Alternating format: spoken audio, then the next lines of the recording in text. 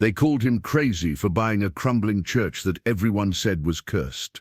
Marcus Thompson had spent his last dollar on what the whole town considered a fool's errand. But when his faithful German shepherd, Ranger, started acting strange around the old altar, neither of them could have imagined that beneath those rotting floorboards lay a discovery that would change everything. What they found hidden in that forgotten sanctuary wasn't just valuable, it was priceless. And the secret it held would turn a broken man's life into something extraordinary. Before we jump back in, tell us where you're tuning in from, and if this story touches you, make sure you're subscribed, because tomorrow I've saved something extra special for you. The rain hammered against the grimy windows of Marcus Thompson's studio apartment, like accusations he couldn't escape. Each droplet seemed to carry the weight of another sleepless night, another day of dodging concerned looks from neighbors who whispered about the veteran who kept to himself. At 34, Marcus carried himself with the disciplined posture that military service had drilled into him, but his shoulders now bore a heaviness that had nothing to do with physical burden. His sandy brown hair, still maintained in the regulation cut he couldn't bring himself to abandon, was beginning to show premature streaks of silver at the temples, battle scars of a different kind. The cramped apartment in downtown Millfield felt more like a bunker than a home. The walls were bare except for a single framed photograph on the nightstand. His unit in Afghanistan, 13 young faces grinning at the camera with the confidence of men who believed they were invincible. Marcus was third from the left, his arm around the shoulders of his best friend Danny Martinez. The frame was turned slightly away, as it had been for the past 2 years. Some mornings he could look at it, most mornings he couldn't. Thunder rolled overhead, and Marcus instinctively tensed, his hand moving to the edge of the worn couch where he spent most of his nights. Sleep had become an enemy to be fought rather than embraced. The sounds of the city, car alarms, sirens, the occasional backfire from an old truck had a way of pulling him back to places he'd rather forget. The VA doctors had words for what he experienced, clinical terms that felt inadequate to describe the weight that settled on his chest when darkness fell. They offered pills and therapy sessions, but Marcus had found solace in only one companion who never judged, never asked questions he wasn't ready to answer. A wet nose nudged his hand, followed by the gentle pressure of a large head settling against his thigh. Ranger was a 4-year-old German shepherd with intelligent brown eyes and a coat of black and tan that gleamed even in the apartment's dim light. He had been Marcus's partner in the military police, trained to detect explosives and contraband, but more importantly, trained to read his handler's moods and provide comfort when the world became too much to bear. When Marcus's service ended, he'd fought the bureaucracy for months to adopt Ranger, and it was a battle he'd refused to lose. The dog had saved his life more times than he could count overseas, and he continued to do so every day in ways both large and small. "Hey boy," Marcus murmured, his fingers finding the familiar comfort of Ranger's thick fur. "Another fun night, huh?" The dog's tail thumped once against the floor, a sound of understanding rather than excitement. Ranger had learned to match his energy to Marcus's needs, providing gentle presence when the storms in his mind raged too loudly. The phone call that would change everything came on a Tuesday morning in October, cutting through the monotonous routine that had become Marcus's life. The voice on the other end was crisp and professional, belonging to a woman named Catherine Wells from the law firm of Morrison, Wells and Associates. She explained that Marcus's great-aunt Dolores, whom he vaguely remembered as an eccentric woman who sent Christmas cards with Bible verses, had passed away and named him as her sole heir. The inheritance wasn't money, it was property. Specifically, it was an abandoned church in the small town of Cedar Falls, about 200 miles north of where Marcus currently existed rather than lived. "I have to be honest with you, Mr. Thompson," Catherine had said, her tone apologetic. "The property has been vacant for nearly 15 years. The congregation dissolved when the main factory in town closed, and most people moved away. The building is, well, it's in poor condition. Your great-aunt held onto it hoping someone might restore it, but frankly, most people would consider it more of a liability than an asset." Marcus had listened to the lawyer's careful warnings about structural damage, unpaid property taxes, and the challenges of maintaining such an old building. But something about owning a piece of real property, something tangible and permanent, appealed to him in a way his cramped apartment never could. He'd been drifting since his discharge, working odd jobs and living on disability payments, never quite finding his footing in civilian life. Maybe a change of scenery was exactly what he needed. Maybe isolation wasn't something to be feared but embraced. Within a week, Marcus had packed his meager belongings into his aging Ford pickup truck. Everything he owned fit easily in the truck bed: clothes, books, basic tools, and Ranger's bed and food. He'd left the apartment without ceremony, paying the final month's rent to a landlord who seemed relieved to see him go. The drive north took him through changing landscapes, from urban sprawl to suburban developments to small farming communities, and finally into the foothills where Cedar Falls waited like a ghost of better times. Cedar Falls had once been a thriving community built around a lumber mill and a textile factory. Main Street still held the bones of prosperity: wide storefronts with ornate architectural details, sidewalks broad enough for parades, and old-fashioned streetlights that suggested evening strolls and community gatherings. But prosperity had departed with the jobs, leaving behind a skeleton crew of residents who maintained the town more out of stubbornness than hope. Half the storefronts were empty, their windows covered with newspaper or plywood. The few businesses that remained, a grocery store, a diner, a gas station, looked like they were holding their breath, waiting for either revival or the final blow. The church sat on a hill overlooking the town, visible from almost anywhere on Main Street. It was a Gothic revival structure built in the 1920s, when Cedar Falls was young and optimistic. The red brick exterior was still solid, but the wooden trim needed paint.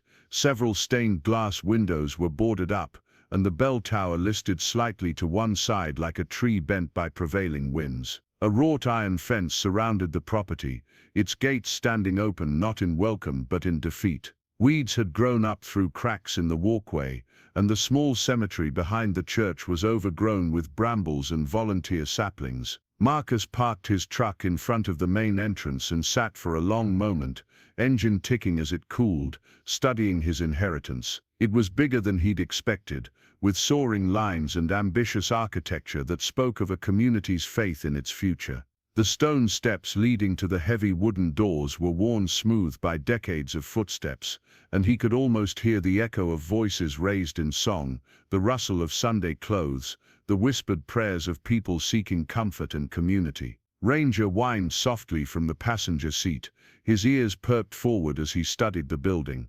Unlike Marcus, who saw decay and challenge, the dog seemed to sense something else entirely. His nostrils flared as he processed scents carried on the autumn wind, and his body language shifted from travel-weary relaxation to alert curiosity. "What do you think, boy?" Marcus asked, though he was really talking to himself. "Home sweet home." He climbed out of the truck and walked to the massive front doors, old-fashioned keys heavy in his hand. Catherine had given him 3 keys, one for the main entrance, one for the parish hall in the basement, and one for what she'd called the sacristy, though she'd admitted she wasn't entirely sure what that was. The main door's lock was stiff with disuse, but it eventually surrendered to pressure and oil from a small can Marcus kept in his toolbox. The interior of the sanctuary took his breath away, though not necessarily in a good way. The space was vast and empty, with soaring ceilings supported by exposed wooden beams. Rows of pews still stood in military straight lines,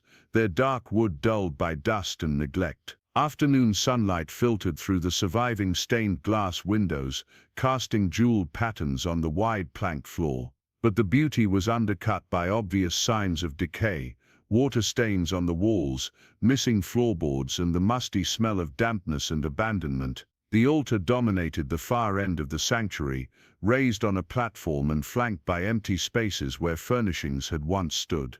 Behind it, a massive stained glass window depicted Christ in majesty, though several panels were cracked and one section had been replaced with plain glass and plywood. Marcus walked down the center aisle, his footsteps echoing in the emptiness, Ranger padding silently beside him. It was in that moment, standing in the shadow of the altar, that Marcus felt something he hadn't experienced in years: possibility. Not happiness, exactly, but a sense that maybe, just maybe, he'd found a place where he could figure out what came next. The building needed work, more work than he could afford and probably more than he was capable of, but it was his. It was solid and permanent and real in a way that felt foreign after years of temporary arrangements and transitional housing. Over the next several days, Marcus threw himself into exploration and assessment with an intensity that surprised him. He mapped every room, from the main sanctuary to the small kitchen in the basement parish hall.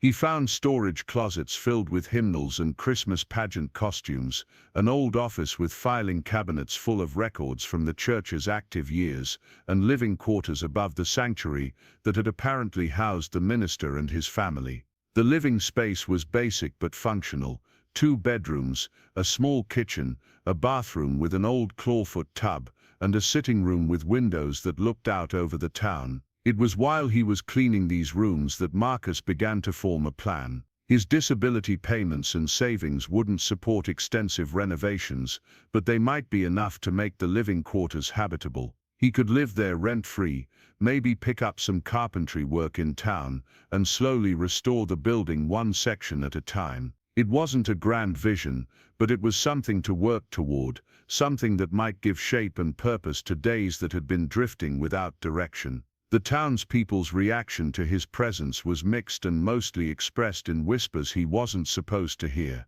At Morrison's grocery, the elderly clerk had looked at him with undisguised curiosity when he'd introduced himself as the new owner of the old Methodist church. "That place has been empty so long, most folks figured it would just fall down eventually," she'd said, scanning his purchases of basic supplies and dog food.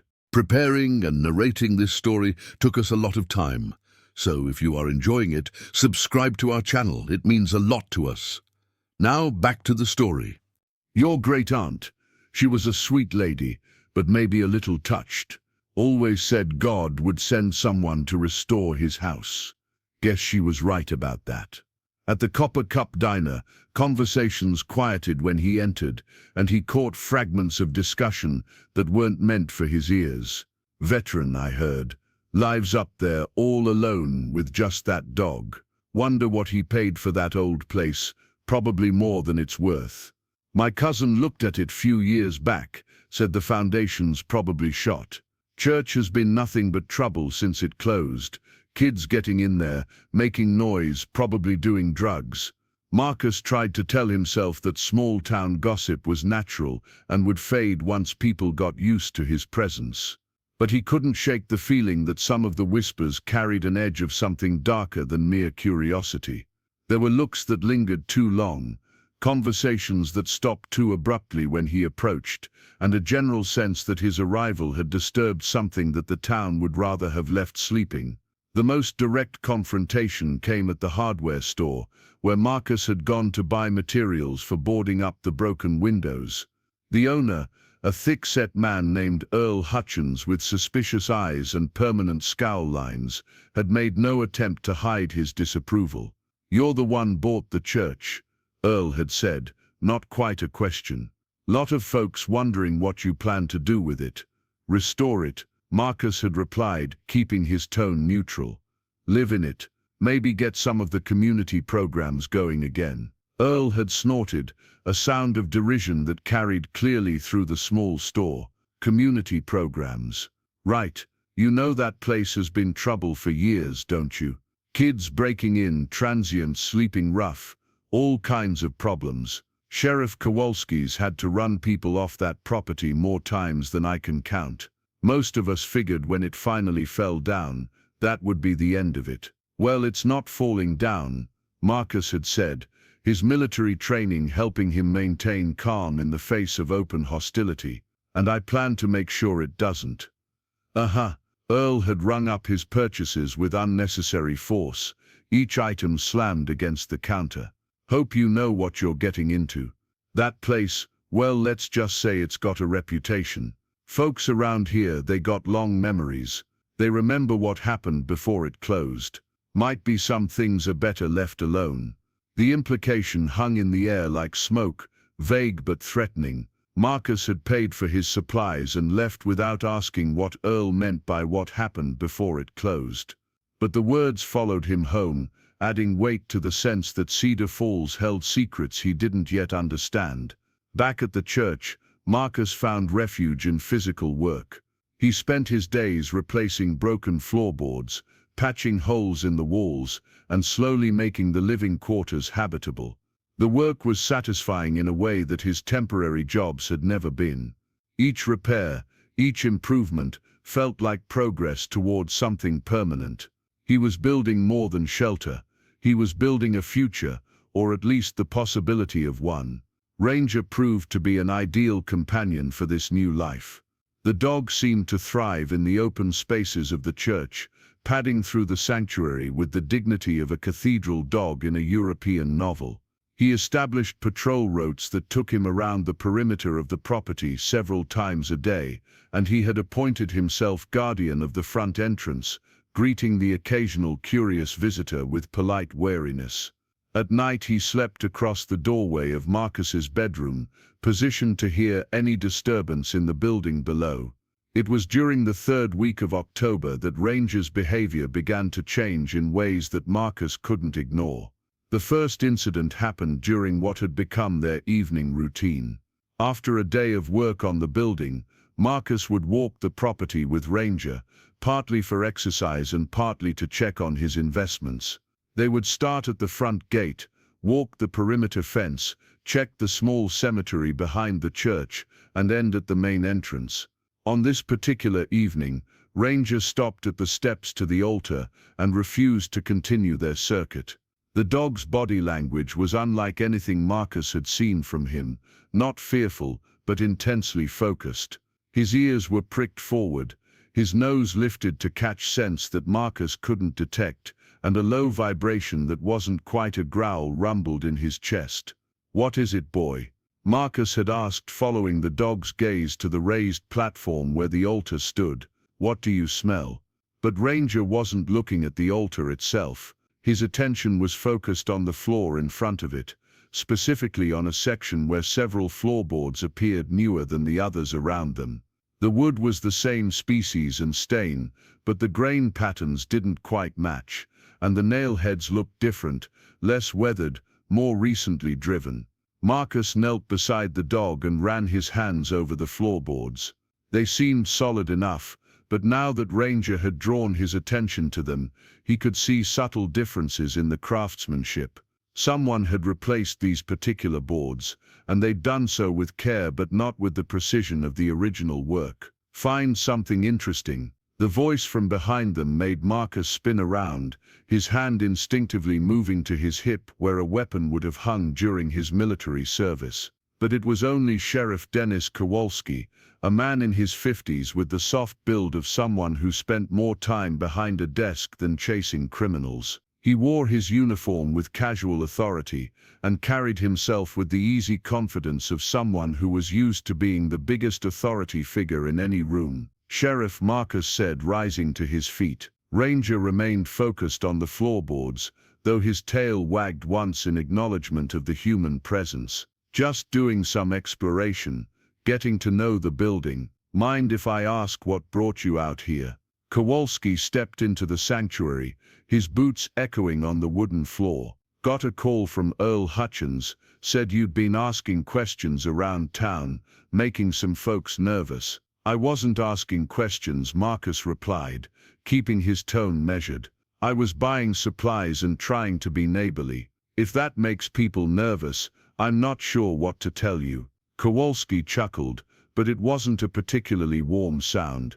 "Nothing personal, Thompson. It's just that this place has been quiet for a long time, and people get used to quiet. Change makes them antsy. Earl mentioned you were talking about community programs, getting the church active again. I was thinking about it. Seemed like something the community might appreciate." "Maybe so, but the thing is, this church closed for reasons beyond just the economy. There were issues, problems that folks would rather not stir up again. I'm sure your great-aunt meant well leaving you this place, but sometimes the kindest thing you can do for a community is let sleeping dogs lie." The phrase seemed particularly pointed, with Ranger still focused on the floorboards, his attention unwavering. Marcus looked at the sheriff, trying to read the subtext in his carefully neutral expression. "What kind of problems?" Marcus asked. Kowalski shifted his weight, and Marcus caught a glimpse of calculation in his eyes, a decision being made about how much to reveal and how much to keep hidden. Let's just say the last minister wasn't entirely orthodox in his practices. When the church closed, it closed ugly. Lot of hurt feelings, lot of people who felt betrayed. Some wounds don't heal just because time passes. And you think me living here will reopen those wounds?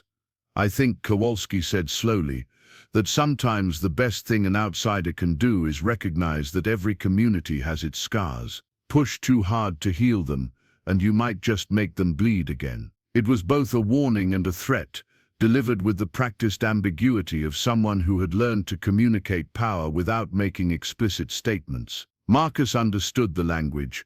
He'd heard variations of it in military briefings and Veterans Administration offices, the careful dance of official authority suggesting unofficial consequences. After Kowalski left, Marcus stood alone in the sanctuary with Ranger, who had finally looked up from the floorboards to watch the sheriff's departure.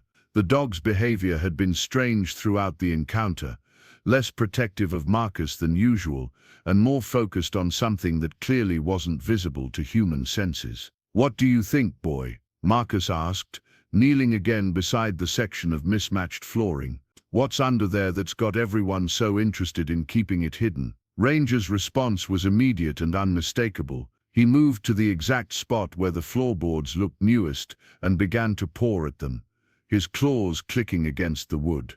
Then he sat back and looked at Marcus with an expression of intense concentration, the same look he'd worn when alerting to explosive devices in Afghanistan. Marcus felt his pulse quicken. Ranger had never been wrong about hidden things. If the dog believed something was concealed beneath these floorboards, then something almost certainly was. The question was whether Marcus was ready to find out what the people of Cedar Falls, including its sheriff, was so determined to keep buried. That night, Marcus lay awake in his makeshift bedroom, staring at the ceiling and listening to the sounds of his new home. The building settled and creaked with the temperature changes, old wood expanding and contracting with the rhythms of night and day. Ranger had positioned himself not by the bedroom door as usual, but at the top of the stairs that led down to the sanctuary, as if standing guard over whatever secrets lay hidden beneath the altar.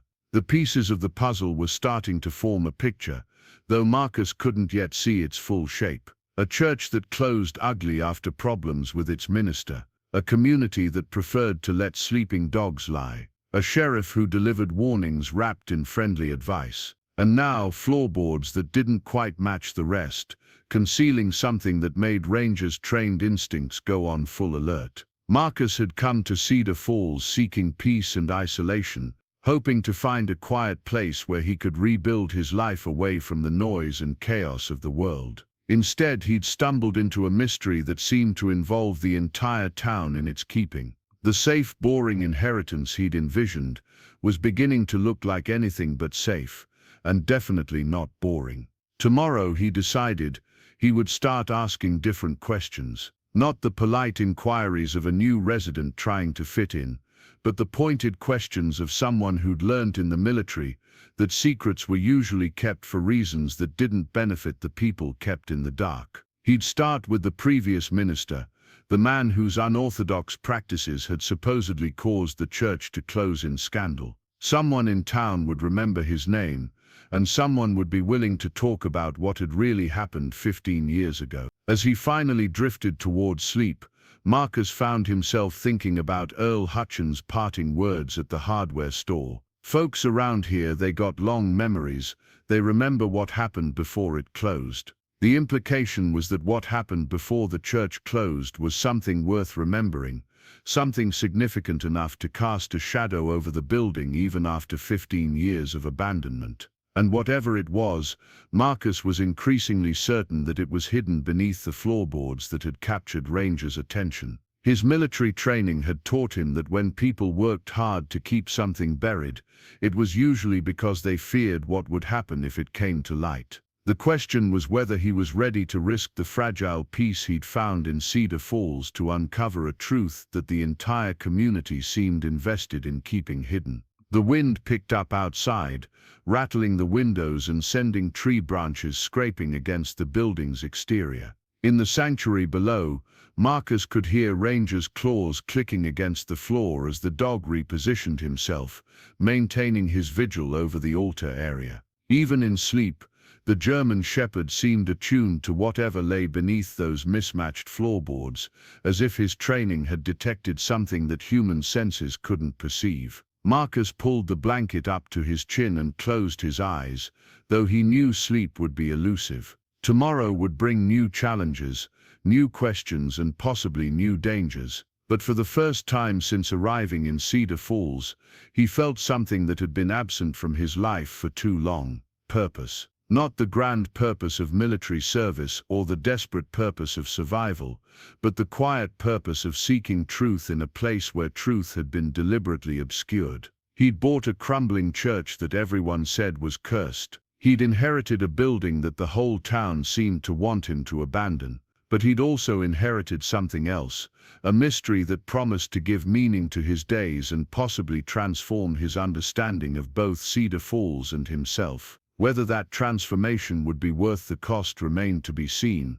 but Marcus Thompson was no longer the drifting veteran who'd arrived in town 3 weeks ago. He was becoming something different, a seeker of hidden things, guided by a dog whose instincts had never led him astray. The morning sun streamed through the cracked stained glass windows, casting fractured rainbows across the sanctuary floor as Marcus descended the stairs with a crowbar in one hand and a flashlight in the other. Ranger had spent the entire night positioned at the altar, occasionally whining softly and pawing at the mismatched floorboards. The dog's persistence had convinced Marcus that whatever lay beneath required investigation, regardless of the town's obvious desire to keep old secrets buried. Working methodically, Marcus began prying up the newer floorboards. The wood came away more easily than expected, revealing that someone had installed them without the deep anchoring of the original construction. Beneath the boards, instead of the expected foundation or crawl space, Marcus discovered a wooden crate about the size of a coffin, wrapped in oilcloth and resting in a shallow excavation that had been carefully carved from the earth. Ranger's excitement was unmistakable. The dog circled the opening, whining with increasing intensity, his nose working overtime to process the scents rising from the disturbed ground. Marcus felt his own pulse quicken as he carefully removed the oilcloth wrapping. The crate itself was solid oak, built with the kind of craftsmanship that suggested it had been constructed specifically for long-term preservation. Heavy brass hinges and a complex lock mechanism indicated that whatever was inside had been considered valuable enough to protect with serious security measures. The lock proved to be more ornamental than functional after 15 years underground. A few careful applications of the crowbar broke the corroded mechanism, and the heavy lid swung open with a groan of protesting metal. Inside, nested in layers of yellowed cloth, Marcus found something that made his breath catch in his throat. The interior of the crate was divided into careful compartments, each containing artifacts that seemed to span centuries. There were ornate chalices made of precious metals, their surfaces covered in intricate engravings and studded with what appeared to be genuine gemstones. Ancient manuscripts wrapped in silk lay alongside medieval crosses crafted from gold and silver. One section held a collection of religious artifacts that Marcus didn't recognize, but which radiated an aura of extreme age and considerable value. But it was the documents in the final compartment that truly captured his attention. These were modern papers, carefully preserved in waterproof containers, detailing what appeared to be a systematic operation spanning decades. The handwriting was precise and educated, belonging to someone who had kept meticulous records of acquisitions, sales, and transactions involving religious artifacts from around the world. As Marcus examined the papers more closely, a disturbing pattern emerged. The documents described a sophisticated network of art and artifact smuggling, with Cedar Falls serving as a crucial hub in an international operation. Churches, monasteries and private collections across Europe and the Middle East had been systematically looted, their treasures funneled through a complex web of dealers and collectors to wealthy buyers in America and beyond. The name that appeared repeatedly throughout the documentation was Reverend Michael Ashford, the church's final minister. According to the records, Ashford had used his position and religious connections to gain access to priceless artifacts, which he then smuggled into the United States through a network of corrupt customs officials and complicit dealers. The operation had been incredibly lucrative, generating millions of dollars over a period of nearly 20 years. But the most shocking discovery was a leather-bound ledger that detailed the financial structure of the operation. The amounts were staggering, individual pieces worth hundreds of thousands of dollars, entire collections valued in the millions. According to Ashford's meticulous bookkeeping, the total value of artifacts that had passed through Cedar Falls exceeded $50 million, with a significant portion of the inventory still unaccounted for in the records. Marcus sat back on his heels, the magnitude of the discovery washing over him. He wasn't just looking at stolen religious artifacts, he was looking at one of the largest art theft operations in modern history, carefully documented and preserved by a man who had apparently used a small-town church as the headquarters for an international criminal enterprise. Ranger had grown quiet, his initial excitement replaced by a watchful alertness that Marcus recognized from their military service. The dog seemed to sense that this discovery carried dangers that went far beyond simple buried treasure. His ears remained pricked, constantly monitoring the sounds of the building and the surrounding area, as if expecting unwelcome visitors. The implications began to cascade through Marcus's mind like falling dominoes. If Sheriff Kowalski and the other townspeople knew about this operation, their warnings about letting sleeping dogs lie took on an entirely new meaning. They weren't just protecting the reputation of a disgraced minister. They were protecting themselves from involvement in an international criminal conspiracy that could bring federal law enforcement swarming into their quiet community. But as Marcus continued reading through Ashford's documentation, he realized that the operation hadn't ended with the church's closure. The final entries in the ledger, dated just months before Ashford's disappearance, described plans for a massive final transaction. An entire collection of Byzantine artifacts, worth an estimated $15 million, had been prepared for sale to a private collector. But according to the records, the sale had never been completed. The artifacts were still here, hidden somewhere in Cedar Falls, waiting for a buyer who would never come. Marcus carefully photographed each document with his phone, creating a digital record of evidence that could potentially bring down criminal networks spanning multiple continents. But even as he documented the discovery, he felt the weight of knowledge settling on his shoulders like a physical burden. He now possessed information that people had killed to protect, and he was alone in a town where virtually everyone seemed invested in keeping the truth buried. The sound of a vehicle approaching broke through his concentration. Marcus quickly replaced the oilcloth over the crate and positioned several loose floorboards to conceal the opening, though he left them unsecured for easy access later. Ranger had already moved to the front windows, his body language tense and alert. Through the dusty glass, Marcus could see an expensive black sedan pulling up to the church's front gate. The vehicle was conspicuously out of place in Cedar Falls, where most residents drove pickup trucks or aging sedans. Two men emerged from the car, both wearing dark suits that suggested they weren't locals. They moved with the controlled precision of people accustomed to dangerous work, and Marcus's military training immediately classified them as potential threats. The men approached the church's main entrance with purposeful strides, apparently unconcerned about the early hour or the fact that they hadn't been invited.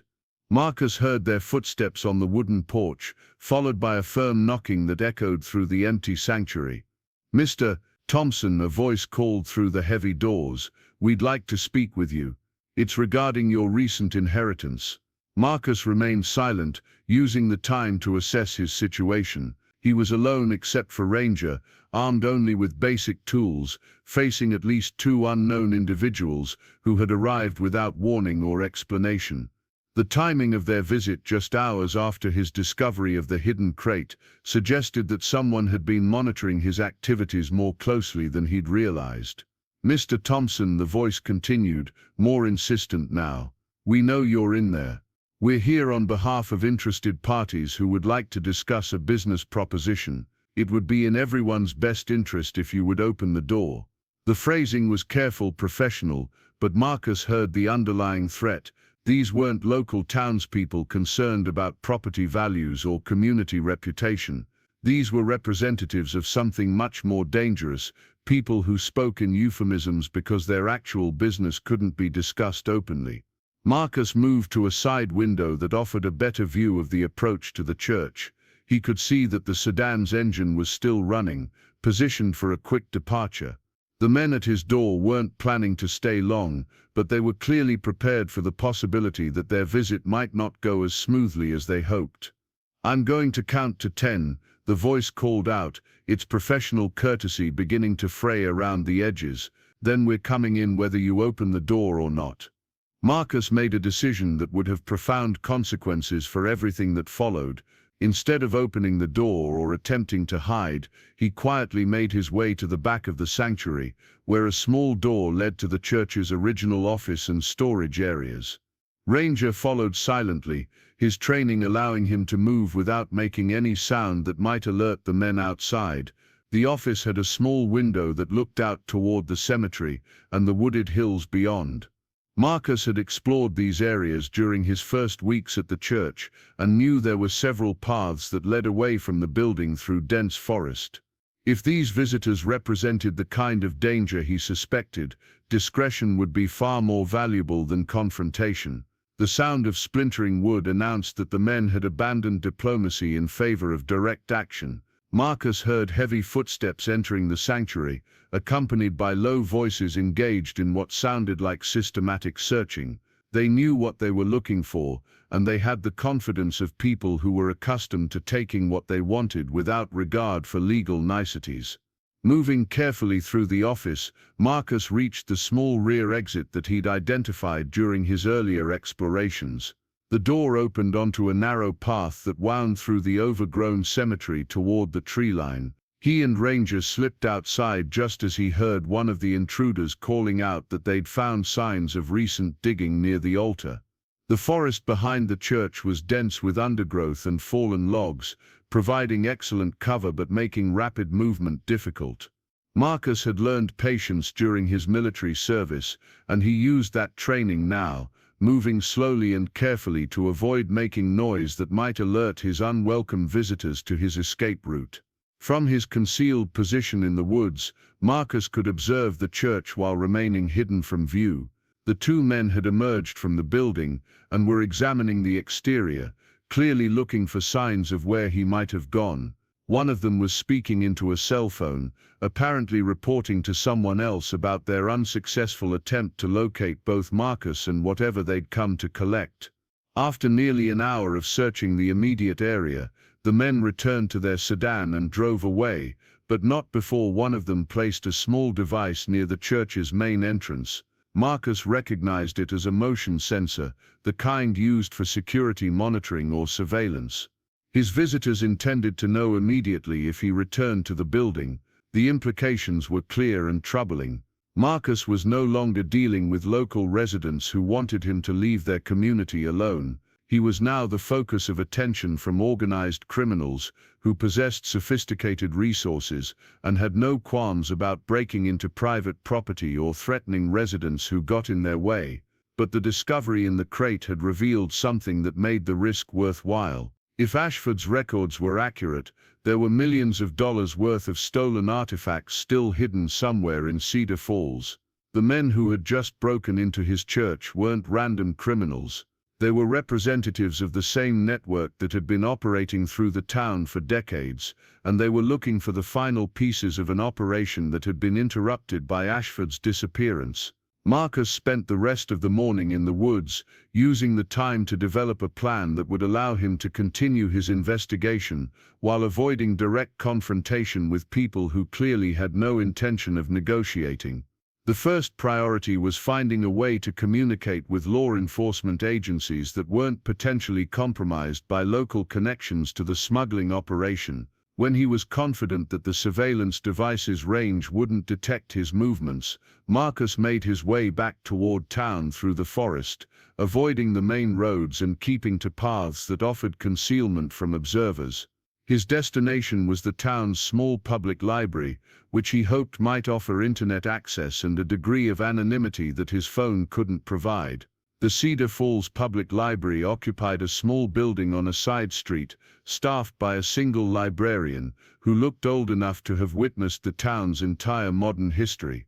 Martha Henley was a thin woman with silver hair and sharp eyes behind wire-rimmed glasses, and she greeted Marcus with the kind of polite suspicion that small-town librarians reserved for strangers who arrived with urgent requests. "I need to use a computer for some research," Marcus explained, trying to sound casual despite the morning's events. "Something about the history of the church I inherited. Trying to understand what I've gotten myself into." Martha's expression shifted subtly, and Marcus caught a glimpse of recognition in her eyes. She knew something about the church's history, and his request had triggered memories that she wasn't entirely comfortable sharing. "The Methodist Church on the hill," she said, her voice carefully neutral. "That place has quite a history. What specifically are you researching?" "The previous minister," Marcus replied, deciding that directness might yield better results than evasion. "Reverend Ashford. I'm trying to understand why the church closed so suddenly, and why people in town seem reluctant to discuss it." Martha was quiet for a long moment, studying Marcus with the kind of assessment that librarians use to determine whether someone could be trusted with sensitive information. Finally, she nodded toward a computer terminal in the corner of the main room. "You can use that machine," she said. "Internet access is free for residents, and I suppose you qualify now. But Mr. Thompson, a word of advice. Some stories are better left buried. Michael Ashford left this town under very difficult circumstances, and there are people who still carry hard feelings about what happened." "What kind of difficult circumstances?" Marcus asked. Martha glanced around the empty library, confirming that they were alone, before lowering her voice to barely above a whisper. "There were accusations, nothing ever proven in court, you understand, but serious accusations nonetheless. Theft, fraud, activities that weren't appropriate for a man in his position. When he disappeared, a lot of questions went unanswered, and some people preferred it that way." "Disappeared." One day he was here, conducting services and managing church business. The next day he was gone, along with a significant amount of money from various church accounts. The congregation fell apart after that. People felt betrayed, violated. Nobody wanted to talk about it. And eventually most folks just tried to pretend it had never happened. Marcus felt pieces of the puzzle clicking into place. Ashford hadn't simply left town after a scandal. He had fled, taking with him not just stolen money, but potentially valuable information about criminal networks that extended far beyond Cedar Falls. His disappearance had left his criminal associates without access to their hidden assets, and they'd been waiting ever since for an opportunity to recover what they considered their property. "Did anyone ever investigate his disappearance officially?" Marcus asked. Martha's expression darkened. "Sheriff Kowalski looked into it, but he said there wasn't enough evidence to warrant a formal investigation. Ashford was an adult, free to leave if he chose to. The fact that he took church money with him was a civil matter, not a criminal one. At least, that's what we were told."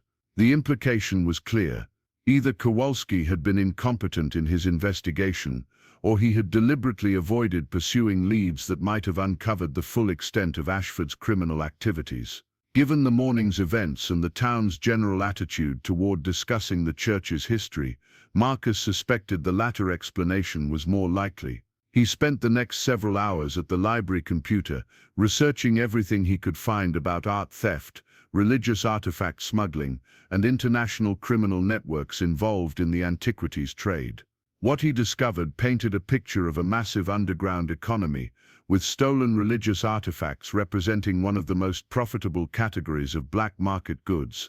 The scale of the problem was staggering. Museums, churches, and private collections around the world lost billions of dollars worth of artifacts each year to theft and smuggling. The pieces were often moved through complex networks of dealers, collectors, and intermediaries who specialized in obscuring the provenance of stolen goods. Once an artifact entered this underground market, it could disappear for decades, changing hands multiple times before finally surfacing in a private collection or legitimate auction house.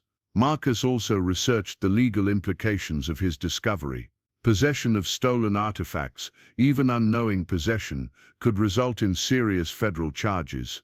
But voluntary cooperation with law enforcement agencies could provide immunity from prosecution and potentially substantial rewards for information leading to the recovery of stolen property. As the afternoon wore on, Marcus developed a plan that would allow him to protect himself while potentially bringing down the criminal network that had been operating through Cedar Falls. But implementing that plan would require allies, and he wasn't sure how many people in the town could be trusted with information that had already proven dangerous to possess. The first step was contacting federal law enforcement agencies that specialized in art theft and cultural property crimes. The FBI's art crime team and Homeland Security investigations both had jurisdiction over cases involving international smuggling of stolen artifacts. If he could provide them with credible evidence of criminal activity, they would have both the authority and the resources to conduct a proper investigation.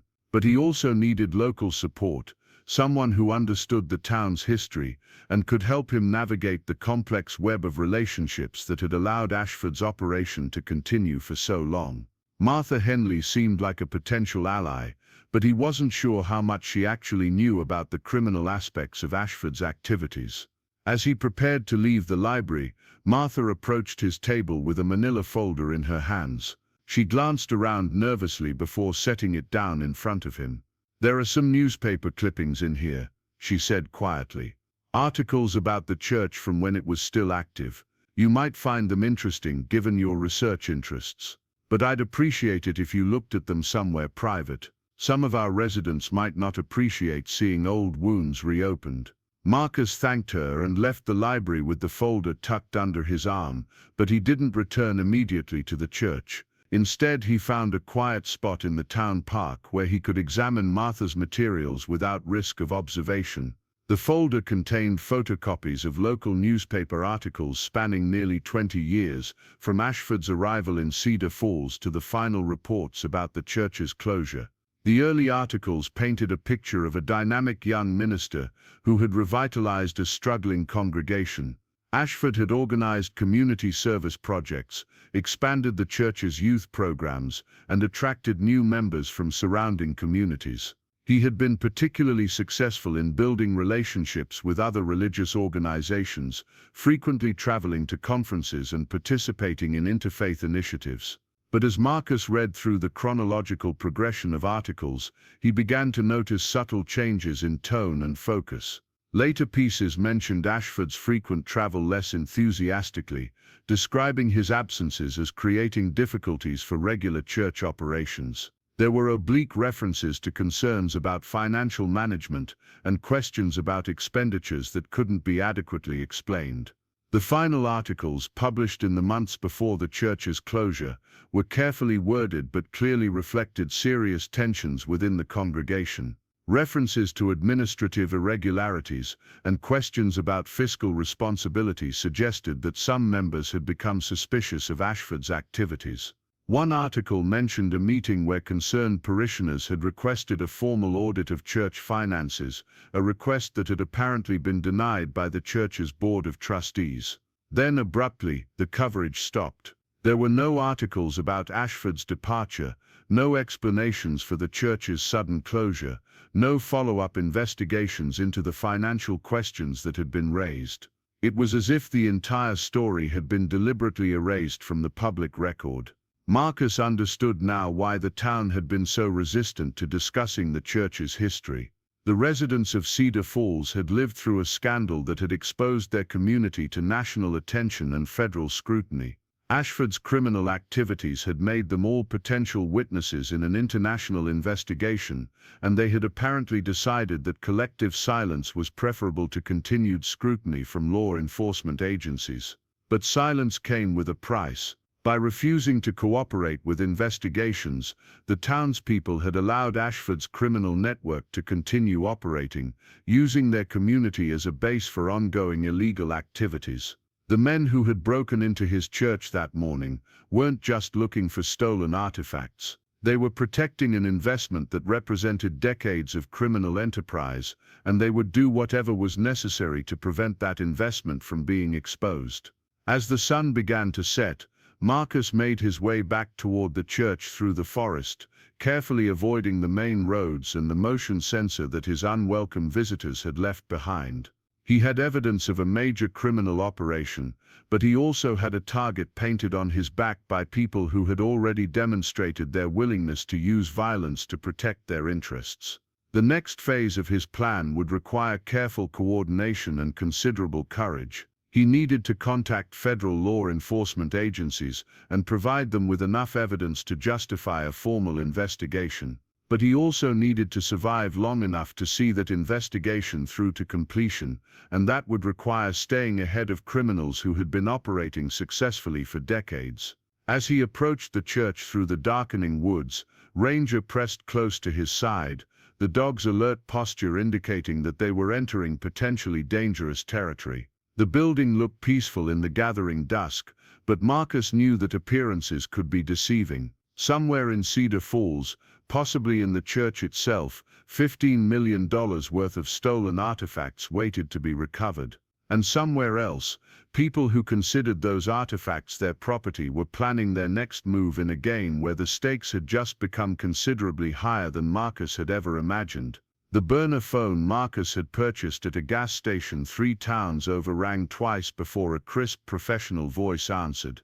Special Agent Sarah Chen of the FBI's art crime team listened without interruption as Marcus provided a condensed version of his discoveries, speaking in the careful language he'd learned during military briefings when discussing sensitive intelligence. "Mr. Thompson, what you're describing represents a significant federal case," Agent Chen said after Marcus finished his initial report.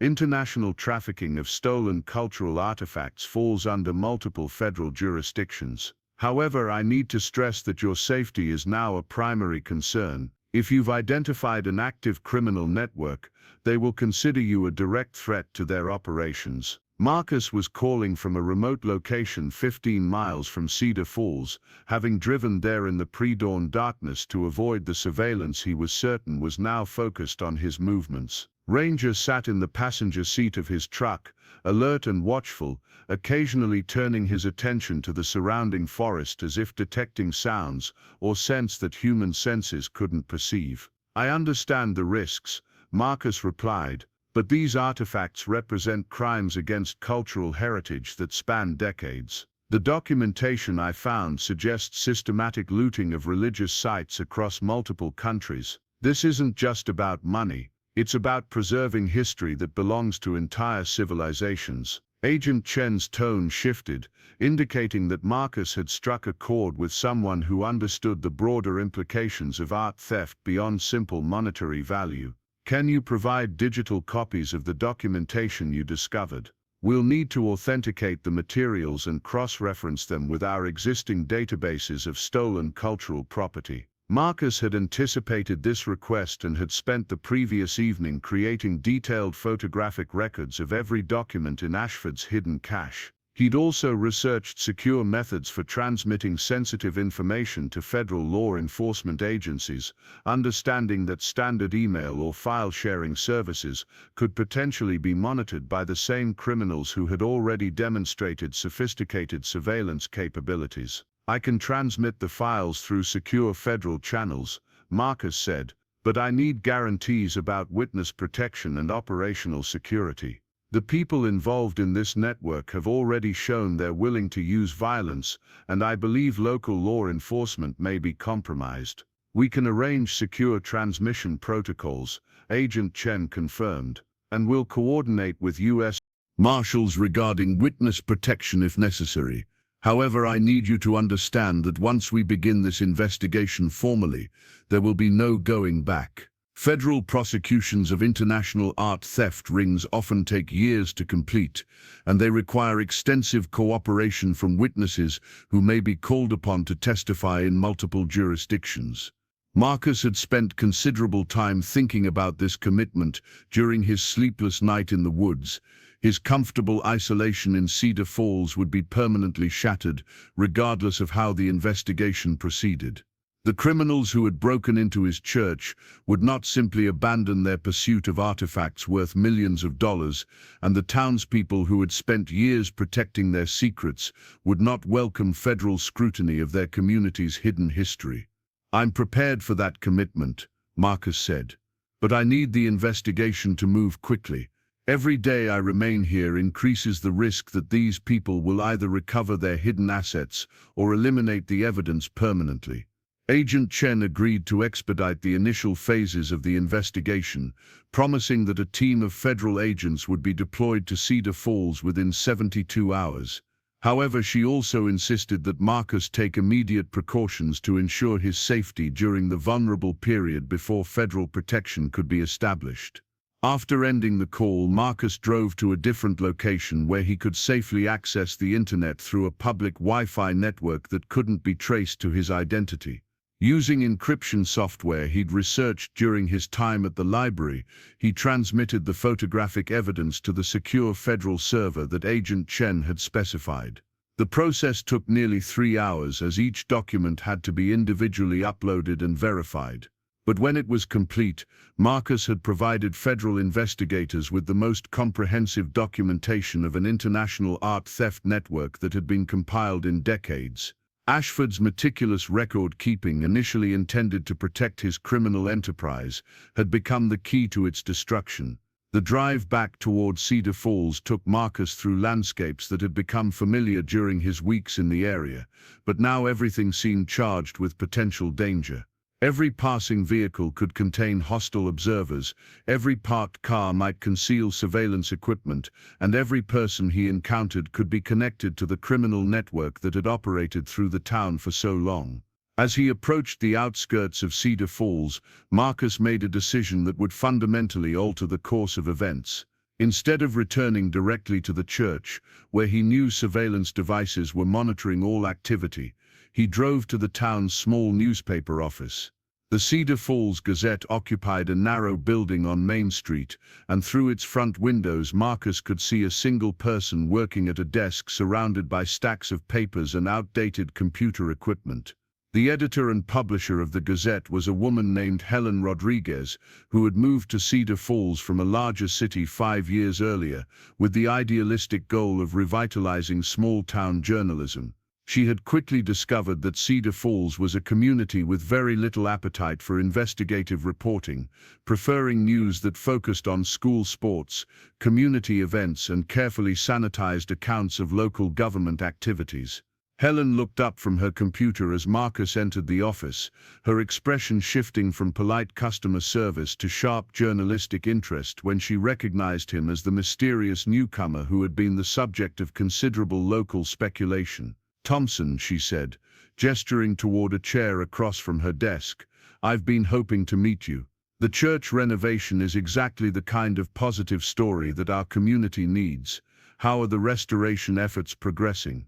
Marcus had rehearsed this conversation during his drive into town, understanding that Helen Rodriguez represented his best opportunity to create public pressure that might protect him from the criminal network's more violent options. Journalists, even small-town journalists, possessed a form of immunity that came from their ability to make private conflicts into public scandals.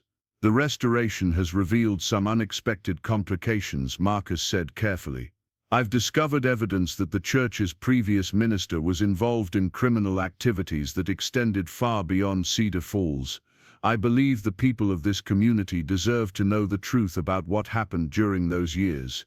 Helen's expression sharpened further, and Marcus could see the transition from casual interest to professional focus that marked a journalist recognizing a potentially significant story. "What kind of criminal activities?" she asked. Marcus provided a carefully edited version of his discoveries, omitting specific details about the federal investigation while emphasizing the broader implications for Cedar Falls and its residents. He described finding evidence of financial fraud and theft, suggesting that Reverend Ashford had used his position to victimize both his congregation and the wider community. "Do you have documentation to support these allegations?"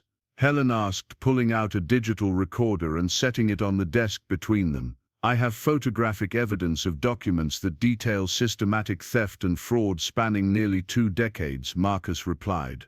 "I've already provided this evidence to federal law enforcement agencies, and I expect that formal investigations will begin shortly."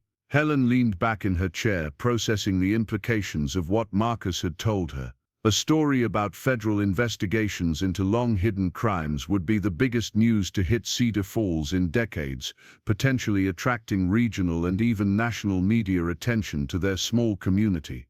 "Why are you telling me this?" she asked. "Why not let the federal investigation proceed quietly?" "Because I believe that transparency and public accountability are the best protection for everyone involved," Marcus said. "The people who were victimized by Ashford's crimes deserve to know the truth, and the community deserves the opportunity to heal from wounds that have been festering in secret for too long." Helen agreed to begin researching the story immediately, promising to publish a preliminary report within 48 hours while maintaining operational security that wouldn't compromise the ongoing federal investigation. She also provided Marcus with her personal contact information, establishing a communication channel that could be used if his safety became compromised.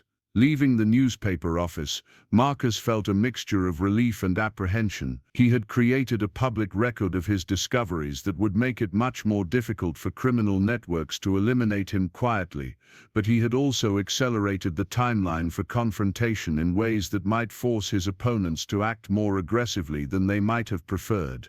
The motion sensor that had been placed at the church's entrance was still active when Marcus returned, but he had developed countermeasures that allowed him to enter the building without triggering the device.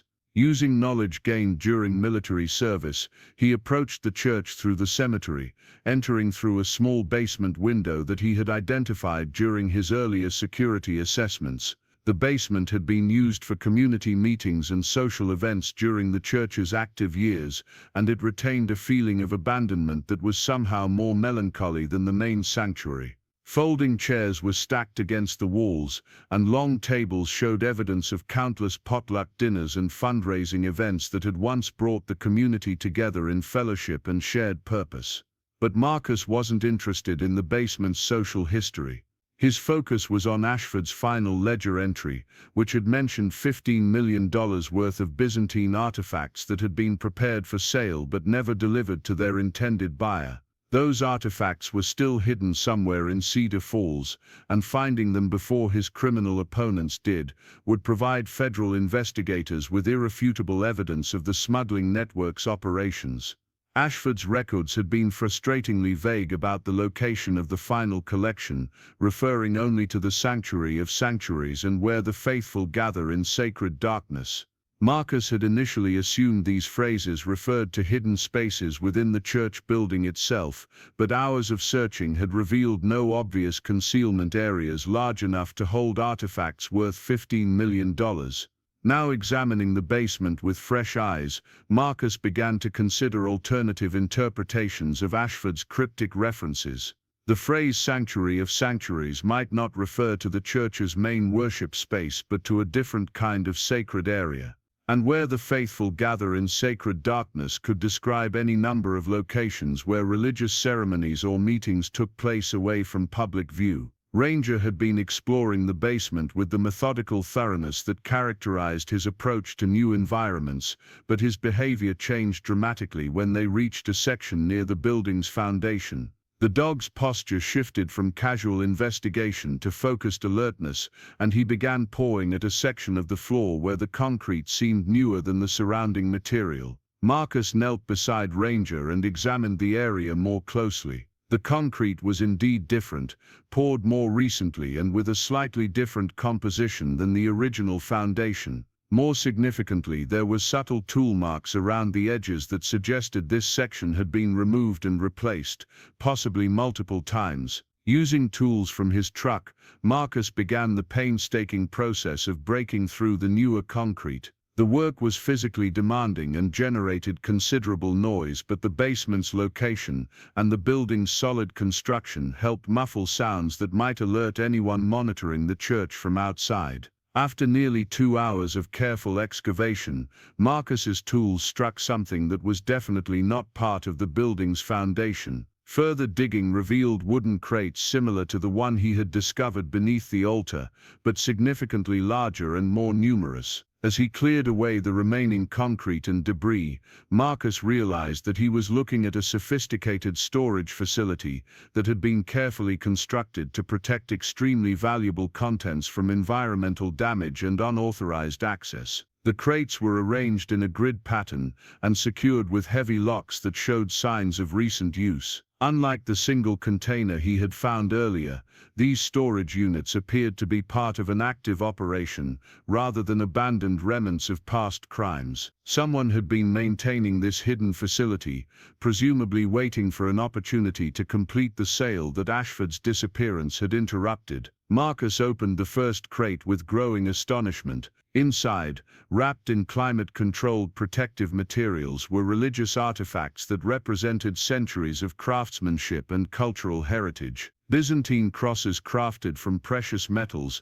and studded with gemstones that caught the basement's harsh electric lighting and threw back rainbows of reflected color. Ancient chalices with intricate engravings that told stories of faith and devotion spanning generations of worshippers. Each piece was individually catalogued and photographed, with documentation that provided detailed provenance information linking the artifacts to specific churches, monasteries, and private collections across Eastern Europe and the Middle East. The scale of the theft was breathtaking, representing not just monetary value but the systematic looting of cultural heritage from communities that had preserved these treasures for centuries. As Marcus documented each discovery with his phone's camera, he began to understand the full scope of the network that had operated through Cedar Falls. This wasn't simply a case of individual greed or opportunistic theft. It was a systematic campaign of cultural destruction that had stripped entire communities of their religious and historical heritage,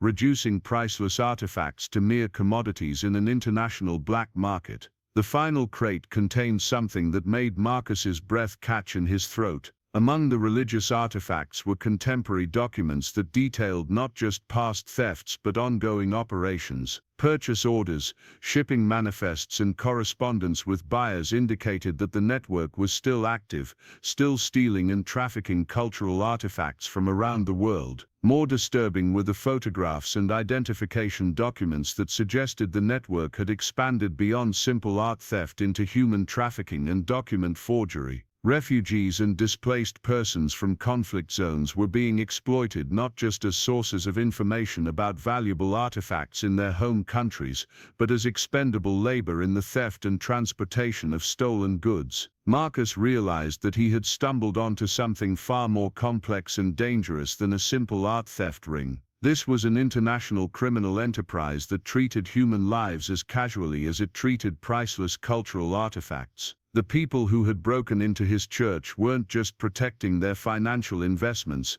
they were protecting an organization that had destroyed lives and communities across multiple continents. The sound of vehicles arriving outside the church interrupted Marcus's documentation of the hidden facility. Through the small basement windows, he could see multiple cars parking near the building's entrance, and the coordinated nature of their approach suggested that his opponents had decided to escalate their response to his continued interference. Ranger's behavior confirmed that the situation had become immediately dangerous. The dog positioned himself between Marcus and the basement stairs, his body language indicating that hostile individuals were entering the building above them. Marcus could hear footsteps and voices, though the words were too muffled to understand clearly. Marcus quickly secured the most incriminating documents in a waterproof bag and concealed them in a location where they could be easily retrieved by federal investigators, even if he was captured or killed.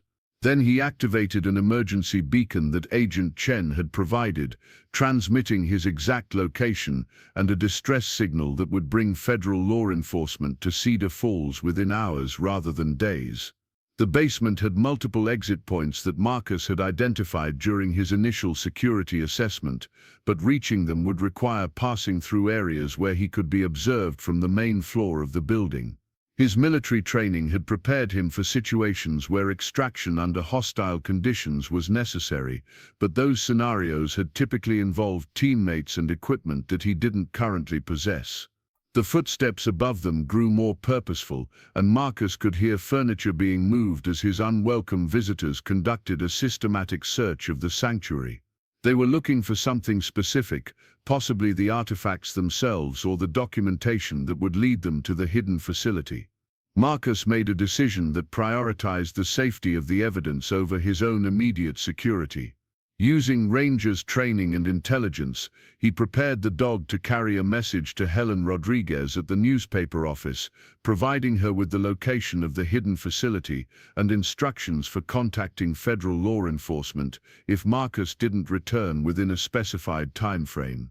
As voices grew closer to the basement entrance, Marcus and Ranger moved toward the exit that offered the best chance of reaching the surrounding forest without detection.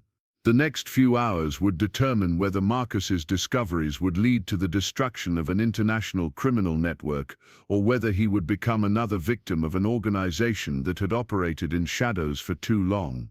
The winter sun was setting as Marcus and Ranger emerged from the church basement into the gathering darkness of the cemetery. Behind them, lights blazed in every window of the building as their opponents continued their desperate search for artifacts and evidence that were no longer within their reach. Ahead of them lay the forest paths that had become familiar during weeks of exploration, offering concealment and multiple routes away from immediate danger. Marcus had set in motion a series of events that could not be reversed. Federal investigators were already reviewing evidence that would expose crimes spanning multiple decades and continents. Local journalists were preparing stories that would bring national attention to Cedar Falls and its hidden history.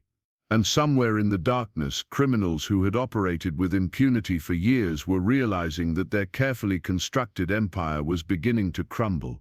The transformation that had begun with a disappointed veteran seeking isolation in an abandoned church was reaching its climax.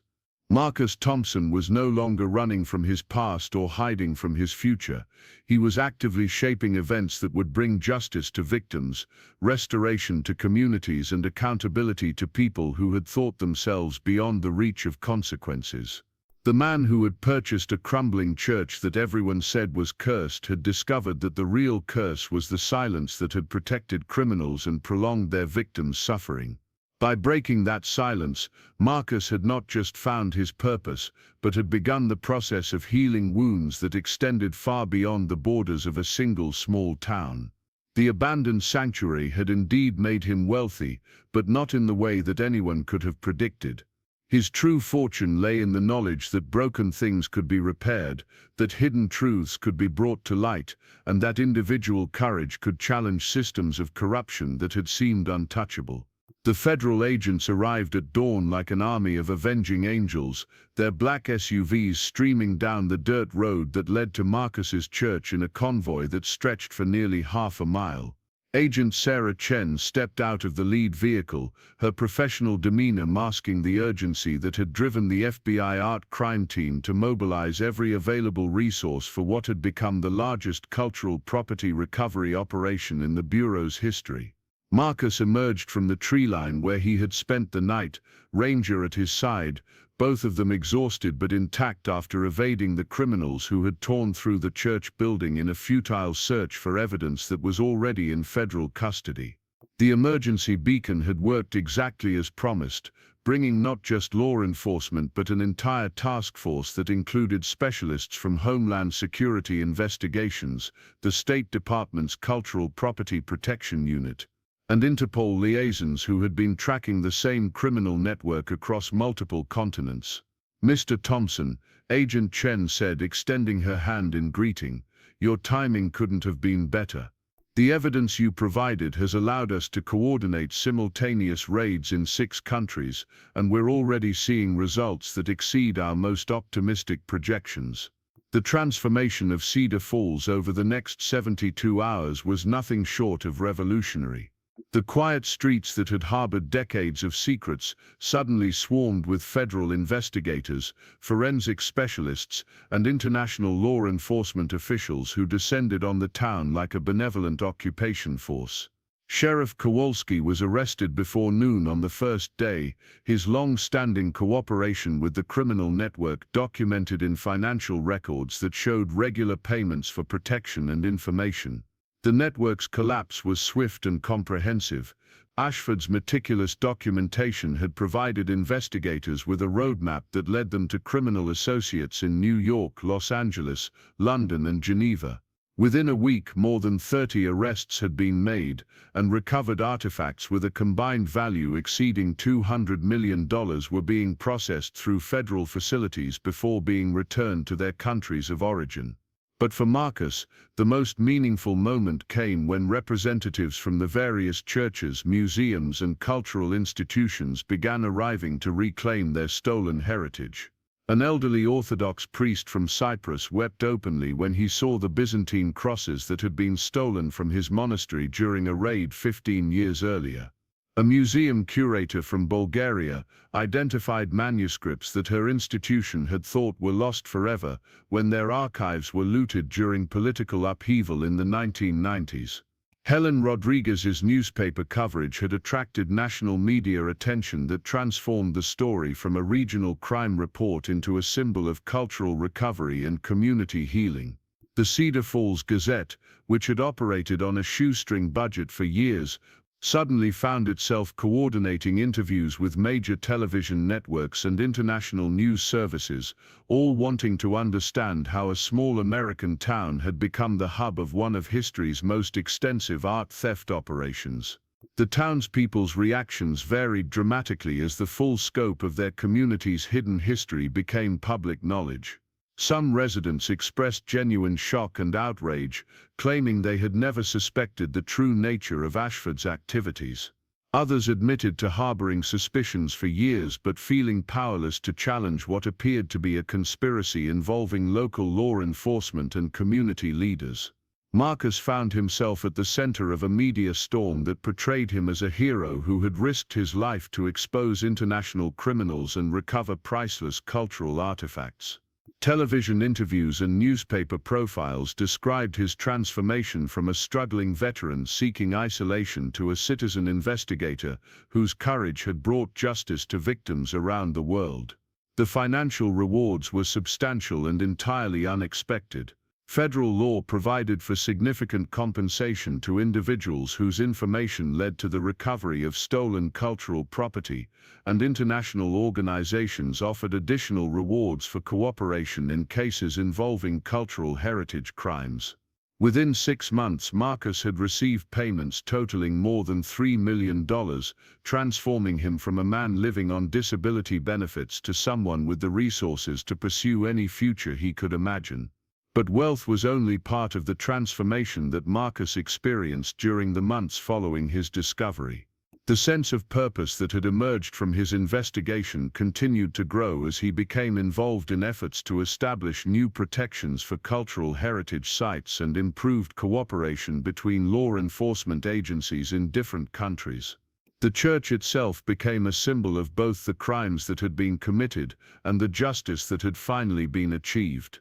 Marcus used a portion of his reward money to fund a comprehensive restoration of the building, but instead of returning it to its original function as a house of worship, he transformed it into something entirely new, the Center for Cultural Heritage Protection, a non-profit organization dedicated to educating the public about art theft and supporting communities whose cultural heritage had been damaged by criminal activities.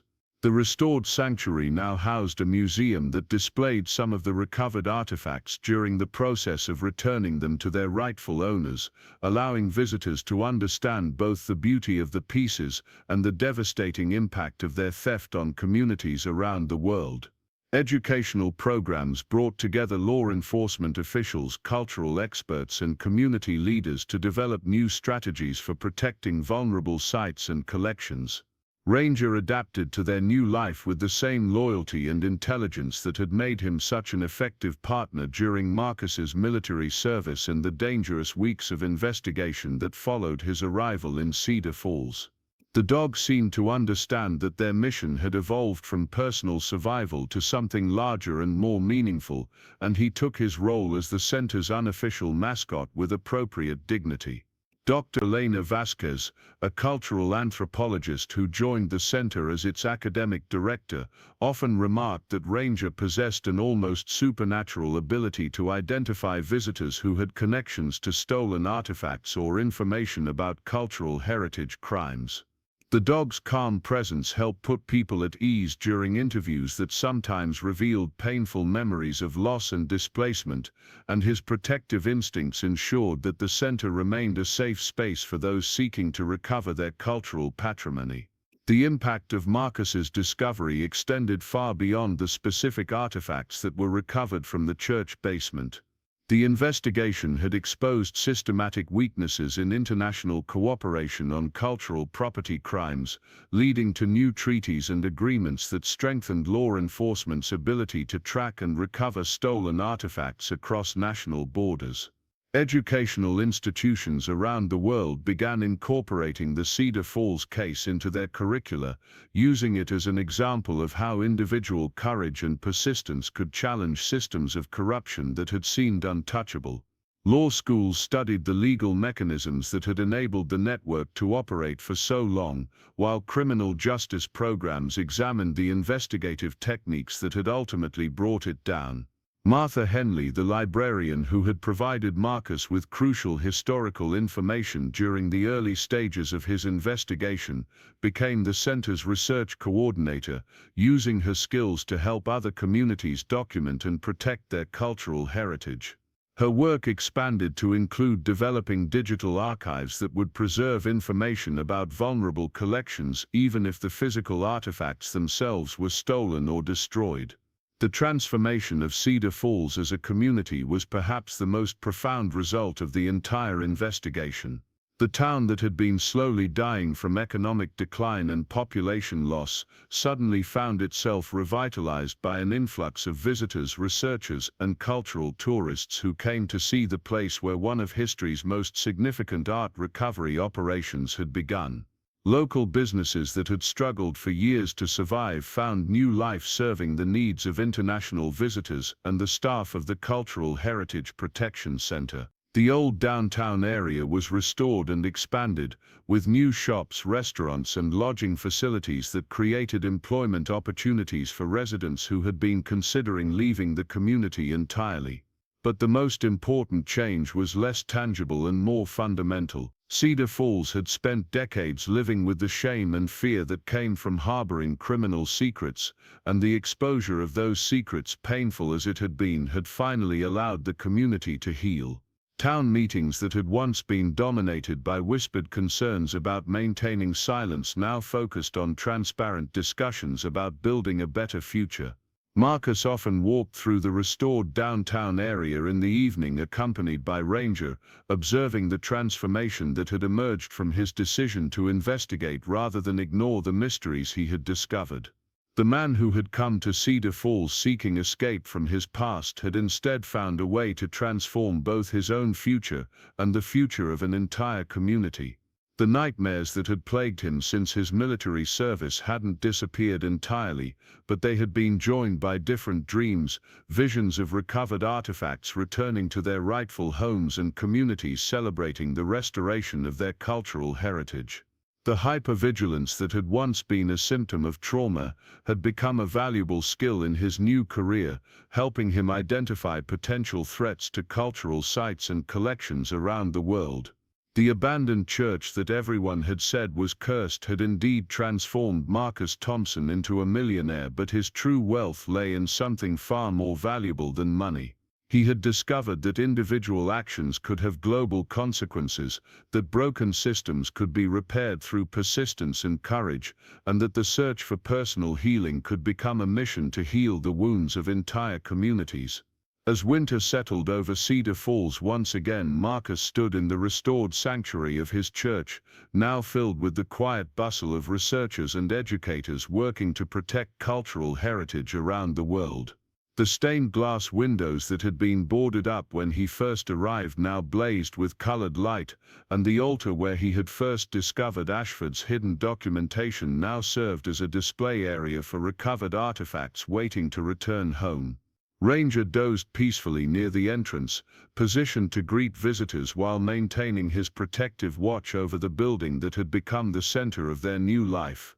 The dog's contentment reflected the transformation that had touched every aspect of their existence, from the basic security of having a permanent home to the deeper satisfaction of meaningful work.